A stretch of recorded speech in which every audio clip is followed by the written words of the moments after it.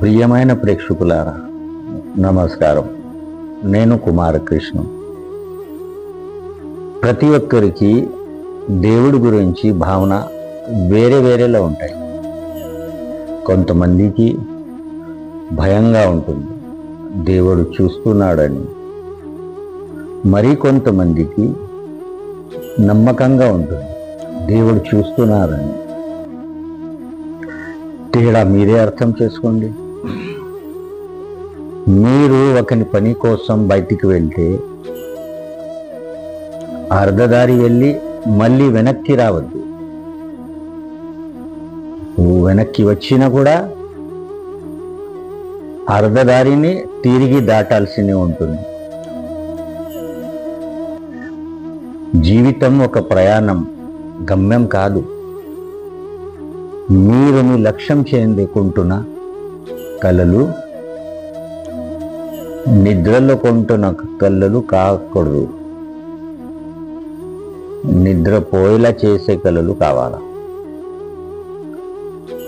మీరు ఆనందంగా ఉన్నారంటే అంతా బాగుండమే కాదు, మీ బాధలను ఈడ్చి జీవించడం నేర్చుకున్నారు అనేది నిజమైన అర్థం. ఈరోజు గురు పౌర్ణిమ సందర్భంగా నేను చెప్పాల్సింది, గురు అంటే దారి చూపించేవాడు, శిష్యుడు అంటే ఆ దారిని నడిపించి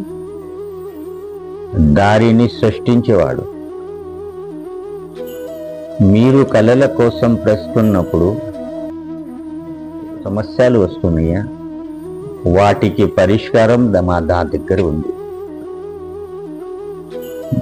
మహాదేవుడు మరి విష్ణు కప్పేడు మా చేతులు ప్రత్యేకమైన గుర్తులు కనిపించాయి. 9 చేపల గుర్తులు, 3 త్రిశూల గుర్తులు, 2 డమరు గుర్తులు, 1 అర్ధచంద్ర గుర్తులు. ఈ చేతి వల్ల చాలా మందికి లాభం జరిగింది. 80 to 90% మందికి సమస్యలకి సమాధానం దొరికింది. మీరు కూడా ఈ చేతి ఆశీర్వాదం కోరుకుంటే కింద ఇచ్చిన నంబర్కి సంప్రదించండి. నేను కుమారకృష్ణం. ధన్యవాదాలు.